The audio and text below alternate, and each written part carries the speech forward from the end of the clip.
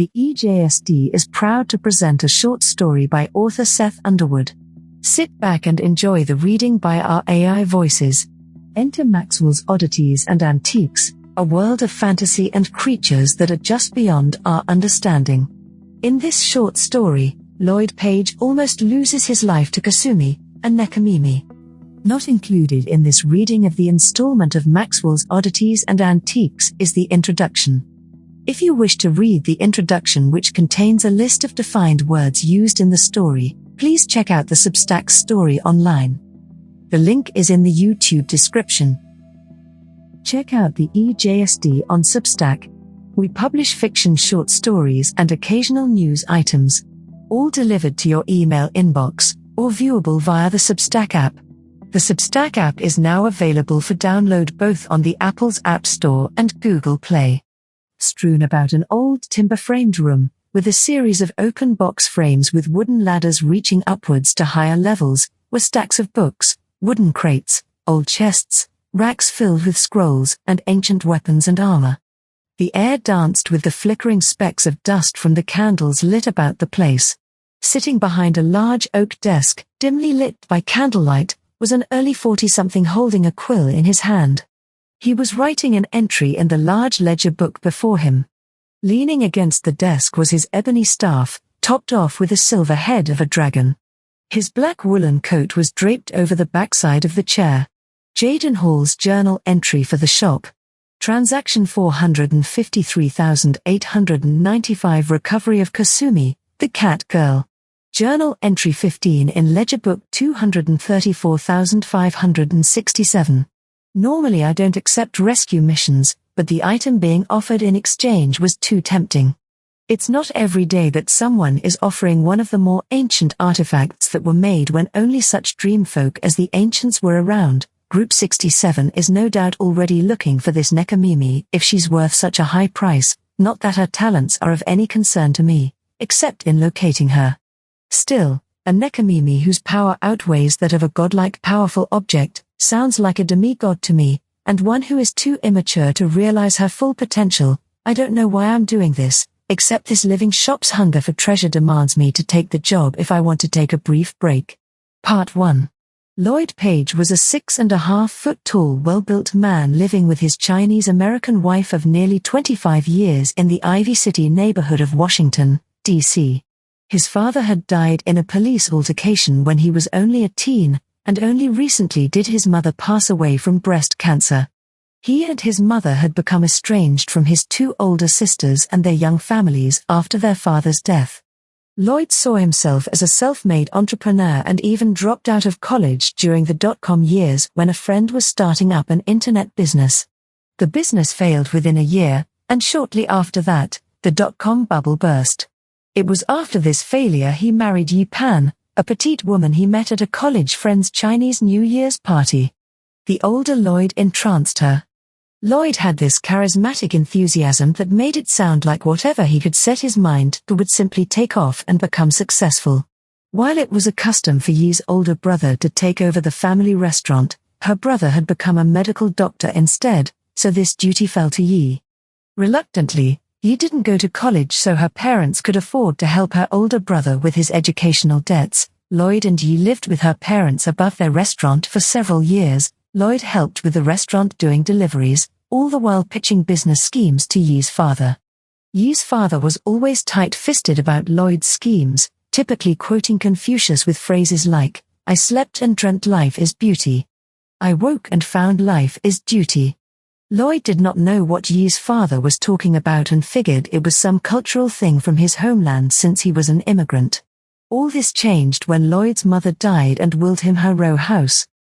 This is when he moved out with his wife to live on their own. He also stopped working at the restaurant while he continued to commute each early morning to start the day there. Lloyd's mother had left him a small nest egg from a life insurance policy, which for a time provided both him and Yi a certain amount of comfort. Part 2.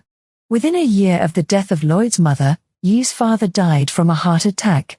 To make matters worse, for some time, Yi's mother had been showing the early signs of senility.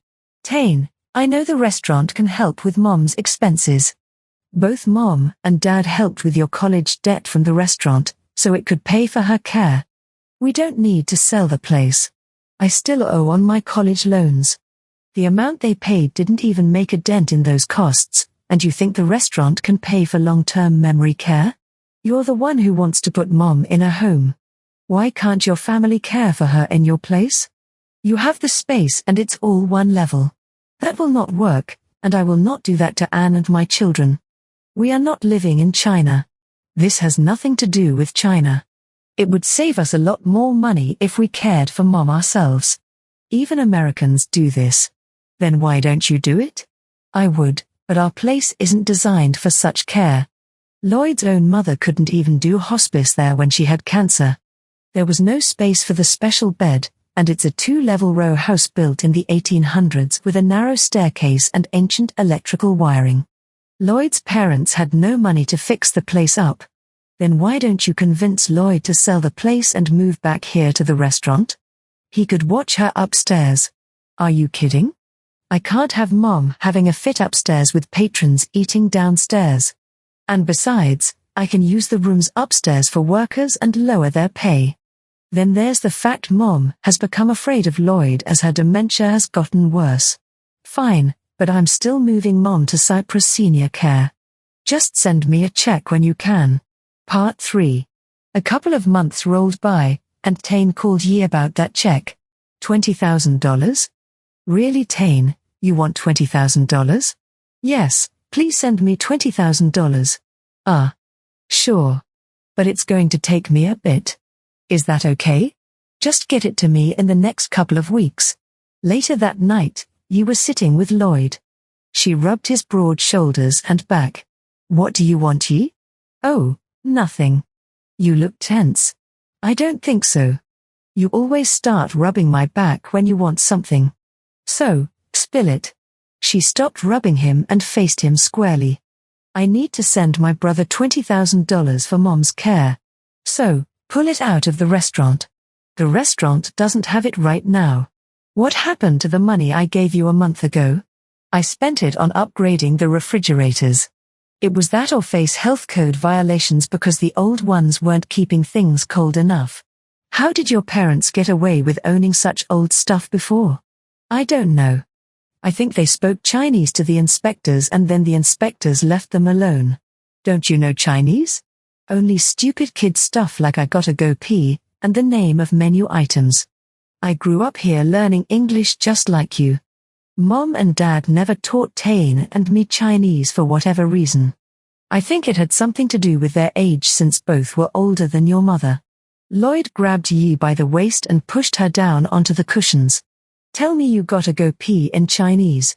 Softly, she responded, Wo de ku Sorbian. Lloyd patted her on the cheek, saying, That's my girl, as he got off her. Let me get the checkbook. But going forward, the restaurant must pay for this stuff. Of course. And I'll have a surprise for you tonight. Now that's what I want to hear. Part 4. Over the next several months, you listened to Lloyd's ideas to help the restaurant get more customers and thus more sales, like buying Yelp reviews. Lloyd also bought a bunch of sound and lighting equipment and produced YouTube cooking videos from the restaurant. But sales were not improving despite the expansion into social media. Lloyd became bored with cooking videos and did gaming videos after buying a high-end gaming system. These gaming videos netted him some residual income, but the production schedule was highly demanding, and anniversary events, like Yi's birthday and their wedding anniversary, were put on the back burner. It didn't matter to Yi anymore. She had become focused on running the restaurant to keep sending checks to her brother, which caused her many times to sleep overnight at the restaurant with the 2 workers she had left since letting the other 2 go. Then one evening, Yi had a difficult talk with Lloyd. This time she didn't use any sexual means to get his attention but stood right in front of him while he was preparing for a gaming session. Yi, get out of the way. I'm going online soon. Lloyd, I need to say something to you. I'm going to live at the restaurant. What? Why? It's the only way I can keep paying my brother for my mom's expenses. But soon this video gaming thing is going to take off. I just know it. Each month, the revenue is up. There are some creators raking in millions. We'll be able to buy a new place and take care of Mom with private aids. You said the same stuff with the restaurant and social media, and nothing happened. All we did was waste the insurance money you got. I can't wait for one of your schemes to work. I need to deal with my brother's demands now. Dad always quoted Confucius saying, "He who knows and knows that he knows is a wise man, follow him. He who knows not and knows not that he knows is a fool, shun him." Don't give me that Chinese crap. It's not crap, but a way of life. It means I shouldn't follow you because you don't know what you are talking about. Are you saying I'm an idiot and a failure? No, that maybe you don't know everything you think you know, and that it has filled you with too much self-pride that blinds you. You're sounding like your dad. Fine, just go. I don't need you here. Yi packed up some necessities and told Lloyd to call her if he needed anything before leaving for the restaurant. 2 weeks later, Lloyd's gaming YouTube channel was banned after issues with community guidelines and comments he was making about women during live streams. While his comments were not sexual or graphic, they were views that were no longer in step with the time and thus considered offensive. This is when Lloyd stopped caring about things. Caring for himself and for the house. Trash piled up, and he stopped bathing. His beard grew out, and he kept ordering food delivery since he was never around anymore. It was around this time when a calico cat made its way into the row house unnoticed. Late one night, Lloyd heard the soft whisper of a woman's voice in his ear as he slept on the sofa. "Move over. You're taking up too much space. Is that you, Yi?" "No, silly. I'm Kasumi." "Who?" "Kasumi. The cat that came into your house." Lloyd awoke and quickly stood up, looking at the sofa for a cat, but saw in the dim light the silhouette of a teenage girl dressed ever so scantily. "Look, I don't know who you are. Or how you got in. But you can't crash at my place. I don't take in refugee kids. I'm not a refugee or a kid. I'm a cat. You look like some teen girl to me. Do teen girls have cat ears and a tail?" she said, pointing to the two pointy calico ears on her head as her tail flicked up and down behind her. "What the fuck are you?" "Yi's father told me about those Chinese demons that eat people." "Are you one of those?" "Heavens no. Just your ordinary cat girl." "So, is that like a genie? Do you grant wishes?" "Wishes? Really? Sorry, the only wish you are going to get is a hard-on by looking at me." "Okay then, how do I know you are real? I mean, I could be tripping right now." "Well, it's possible the fumes from all the trash might cause a person to hallucinate, but I'm sorry to say I'm the real deal." Kasumi got up and walked around Lloyd as she traced her finger around his body as her tail wrapped around him. It had been a while since feeling the touch of anyone. A shiver went down his spine as she went behind him with her finger and tail. He couldn't believe what he was feeling. When he was a teen, he experimented with drugs once, but this wasn't like that. Her touch was real. It was very real. Her tail was fuzzy and warm. Kasumi came back to the front and stood there before Lloyd. Looking down at her, he could easily see the tops of her naked breasts in the nightgown she was wearing. "So, am I real? Or a hallucination? Damn. If you're a hallucination, I can't tell the difference. Look, I'm tired. Can we go back to sleep?" "Sure." Kasumi snuggled up into Lloyd's chest as both fell asleep on the sofa. Part 5. Kasumi made herself useful by cleaning up the place. Dressing appropriately, she also would go out and come back with groceries and make meals for them both. It was like Lloyd had his wife back, except now it was some teenage cat girl. Oddly, none of the neighbors ever noticed Kasumi's comings and goings, and Lloyd never questioned how she got the groceries or where her clothing came from. He figured she had some magical power, allowing her to gain money or clothing whenever she needed it. This continued for about a month until he stopped by the row house to check up on Lloyd. He saw Kasumi in her cat form as she entered the row house, and Kasumi hissed at her. "Lloyd, when did you get a cat?" she asked as Lloyd was sitting on the sofa in a bathrobe and pair of boxers. "I didn't. It broke into the house and will not leave. Well, it doesn't like me. It doesn't mind me at all and sleeps with me. Does it have a name? Kasumi. Why that name? It's from a computer game. So why are you here? You haven't called me, and I got worried. Why? If I needed something from you, I would have called. I know, but it has been a long while. I thought you'd at least call once for food or help with cleaning up the place. No need. As you can tell, the place is clean, and you can check the fridge. I can see that. I was concerned when your YouTube channel said it was unavailable. I didn't realize you took an interest in my channel, but the channel being down is only temporary. YouTube does it all the time to small creators like me. I suppose so. You still have some money left? Or did you get a job? Lloyd tensed up. Is this why you came over here? To see if I'm working or that you need more money for your mother? That's not what I'm saying. I recently saw the channel was down and became concerned. I wanted to make sure you were okay. The restaurant is so far able to make routine payments to my brother. Well, I'm doing fine. You can go back to the restaurant. Yi shook her head and left. Wow, she took forever to leave, said Kasumi standing in her cat girl form. Getting up, Lloyd rubbed his bald head. I think he might be right. Maybe I should get a job. Kasumi came up to Lloyd, clung to his body and curled her tail around his legs, and looked up into Lloyd's brown eyes. But you have me. You don't need a job. I'll take care of you. Lloyd looked down at her. A child taking care of an old man like me. Is that what has been going on here? I'm not a child. I'm much older than you think. Very much older. You look like a teenage girl to me with cat ears and a tail. That's what men like you always see of me when I'm in human form. What do you mean men like me? Oh, you know, manly men. Real men, who like to be in charge and have the woman cook and clean. Those who own home gyms, and she smelled Lloyd's hairy chest continuing to say, whose testosterone would put any woman into heat. Into heat, huh? Lloyd picked up Kasumi, holding her up in the air. Kasumi wagged her tail back and forth in excitement. Lloyd carried her upstairs to the bedroom. Part 6. Jayden Hall entered Yi Pan's restaurant and took a seat near the window in the corner. Miss Pan, the white man with the overcoat and cane sitting in the corner, keeps asking for youtiao. I keep telling him we don't have youtiao, but he will order nothing else and insists on having a serving of it. Youtiao? I've heard that name before. Mom mentioned it once. Maybe it's with her recipes I wrote down.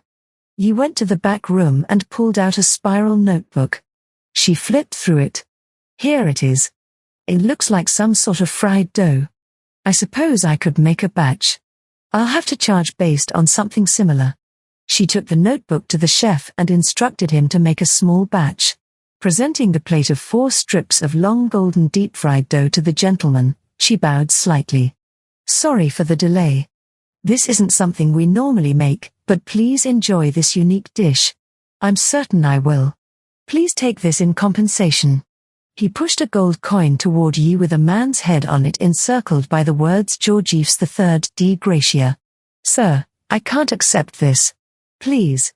I don't have a credit card or American dollars on me. But that's a gold coin. Yes, it is. A 1793 George III guinea. That's too much for a plate of youtiao. That might be true. I wouldn't take anything less than 1,400 for it. Yi's eyes widened as she picked up the coin. Was this man for real? Could she accept an old gold coin for a plate of youtiao? How would she record the sale? And who was this man? I see you have questions. So do I, and hence my payment. Yi snapped out of her trance with the coin. Huh? Questions? Your husband. I need to know where he is right now. My husband? You mean Lloyd? Why? Are you a debt collector or something? Interesting idea. I never thought of myself as a debt collector. But I suppose you could say that in this case, I am. The early 40-something clutched his cane under his chin. My understanding is that your husband has become involved with a Nekomimi. One who's dangerous and has fled her colony. If I don't retrieve her, he may lose his life, and the Nekomimi may die. Nekomimi? Isn't that Japanese? I'm lost here. How did you know about my husband being in trouble? How did you find me here? This all sounds like the nonsense bedtime stories my mother told me as a kid. 1. Nekomimi is Japanese for cat girl. 2. I have my sources. 3. Your mother's bedtime stories are not as much nonsense as you think. Yi put her hand to her head. Her eyes looked worried with confusion. Are you saying that the stupid cat at my husband's place is some magical cat girl who's going to kill him? As in a cat girl from anime with cat ears and a tail? Not exactly kill him. More like he'll kill himself. But yes, that cat is a magical cat girl. With cat ears and a tail. And I need to know the address of the place he is at. Pulling her hand down. I thought you had sources. They aren't limitless. Yi couldn't believe what she was hearing. It was all sounding like something out of a fantasy novel or Chinese folk tale. When she lived with Lloyd, he wouldn't lift a finger to clean or cook. So, could this Nekomimi explain why her husband's place was so clean despite not having a job? Maybe that's why the cat hissed at her. It saw her as a returning threat. Maybe this weirdo was right? Maybe Lloyd was in some sort of spiritual trouble, like characters in those Chinese folklore stories her mother used to tell her as a kid. Was it possible that they are more than just stories? Yi could not believe what she was thinking and what she asked next. If you're right. Would this Nekomimi clean and cook for Lloyd? Yes. And maybe do other things? Other things? Like sex? It's always possible. Okay, that's gross. I don't even want to think about this anymore. Here's the address. Just get rid of the damn cat. Yi took out an order pad and pen from her pocket and wrote the address and gave it to the man. Thank you. Oh, and as a parting gift, here's a talisman for you to hang up on your wall. The odd man pulled out from his pocket a small jade disc with ancient Chinese writings on it and a winged lion in the middle. A talisman? What? If you hang it up, it will attract a 10 lu to the restaurant, thus protecting the money you make from being stolen from you. Sure. Yi took the object from the man as she examined it to figure out how to hang it up on the wall. The man got up, put on his jacket, and left. Noticing the man leaving without eating, Yi asked, Sir, you're Youtiao? Waving his silver dragon-headed tipped ebony wooden cane above his head, he said, It's fine. Leave it as an offering for the 10 lu. Part 7. Jayden Hall, the mysterious man who was just at Yi's restaurant, stood on the stoop of the row house and rapped the door with his cane. Kasumi, I've come for you. Best you be a good girl and come with me. Jayden heard the scream of a young woman coming from inside. Immediately, he touched his cane to the door while mumbling under his breath something unintelligible. The door latch clicked and flung open. Jayden rushed in to come upon a scene of Lloyd sitting on the sofa, holding in his trembling hands a Glock pistol with a box of bullets scattered at his feet. In front of Lloyd, with both a fearful and horrified look, was Kasumi, her tail all bushy, ears flat against her head, and tears running down her face. In a hushed voice, Lloyd repeated over and over, I'm a loser and failure. I'm worthless. Upon seeing this, Jayden thrust his cane onto the floor and shouted out loud, Dormy. A gust of wind issued forth from where the cane hit the floor, and Lloyd fell over asleep, dropping the gun from his hands. Jayden walked over and put the gun and bullets in his jacket pocket. Running to Jayden, the tearful Kasumi clung to him, saying, I didn't think he'd try to kill himself. The others just got bored with me and then only saw me as a cat. The other men came to realize their problems and owned them, thus changing themselves, but I knew if you kept going, you'd eventually run into someone who was too weak and unable to change. Now let's leave here. Your colony misses you dearly. Besides, if you keep staying out here in the militant plane too long, those from Group 67 will find you. But what will happen to him when he wakes up? Kasumi asked as the two were walking towards the front door. He will not remember you or what has happened. His mind will fill in the gaps with other plausible memories. I'll also call his wife to come by so they can begin again. As an added measure, I'll leave them this. Jayden pulled out a small piece of white paper from his pocket and folded it, An origami crane? Yes.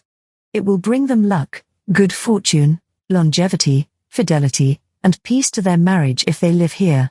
What if they toss it in the garbage? That's why I'm putting it into the wall. Jayden's hand, holding the crane, phased into the wall next to the door frame. Can I ask how much my colony paid to have you retrieve me?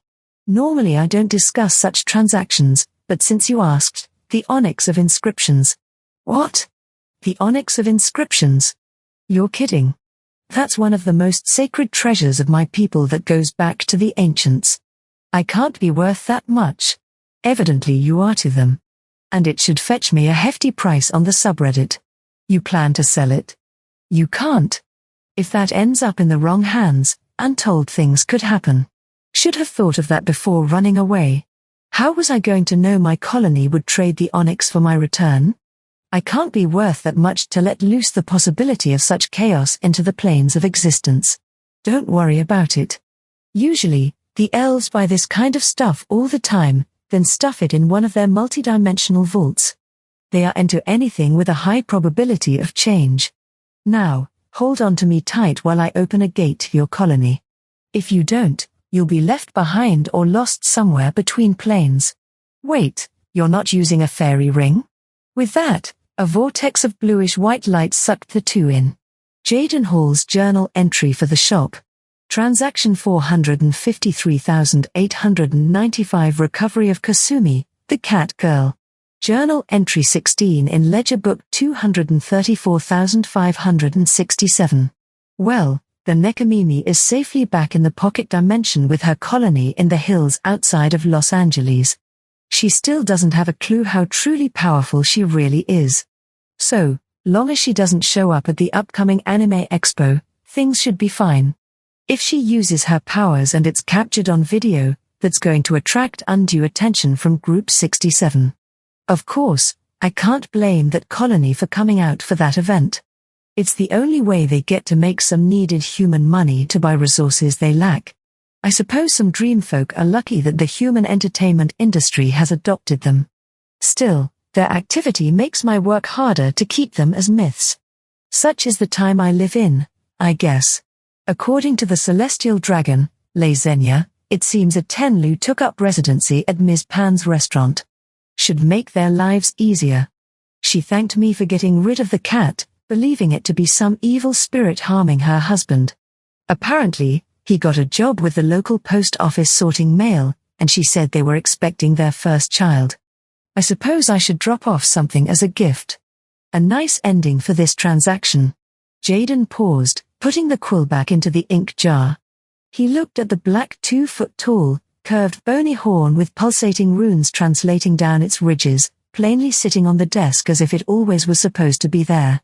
He then reached for his smartphone on the desk. Now all I must do is list the onyx of inscriptions on the subreddit. Boy, I hope the elves bite. I can't keep something like this here for too long. It has way too much energy for the shop. I mean, it would give me a good long vacation from this place. But it would suck dry all the energy from the other items, making my back inventory useless. I may have to put it up for a hefty discount just to move it. This is always the problem with items made during the time of the ancients. They are nothing but overpowered pieces of useless junk that are more of a hassle than anything else. And almost no one can afford them. Postscript.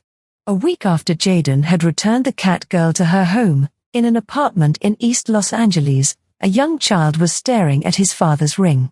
Pappy, why is your ring glowing? What? The child's father looked at the ring, then at his child. It's nothing, Manuel. It means the batteries are working again. Thank you for listening to the E-JSD. This has been a presentation by the Joseph Street Digest, an imprint of AEM Services. All copyrights are owned by their respective owners. Please like, share, and subscribe.